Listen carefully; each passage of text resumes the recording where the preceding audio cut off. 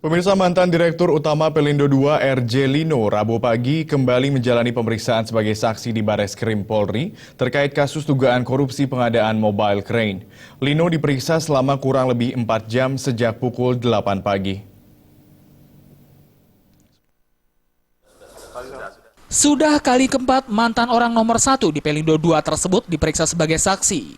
Namun Polri masih memeriksa RJ Lino sebagai saksi terkait dugaan kasus korupsi yang merugikan negara sebesar 45 miliar rupiah tersebut.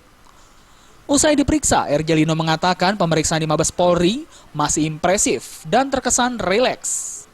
Disinggung soal ajuan pra-peradilan terhadap Komisi Pemberantasan Korupsi, ia mengatakan hari Senin pekan depan akan mengajukan pra-peradilan tersebut. Tim pengacaranya saat ini tengah mengumpulkan bukti untuk dibawa ke pra-peradilan nanti. Terkait statusnya yang telah ditetapkan sebagai tersangka oleh KPK, Lino menegaskan bahwa lelang tersebut sudah berlangsung sebanyak 10 kali sejak tahun 2007 dan telah menyelamatkan uang negara sebanyak 900 miliar rupiah. Ia pun berdalih bukan saat dirinya lah yang menjabat saat proses lelang sejak tahun 2007 lalu. Untuk itu ia akan mengajukan sidang pra-peradilan. 10 kali lelang coba. Di depan sini sana tuh di depan. Bukan saya. Sekarang mana? Udah di depan dari tadi nih sekarang.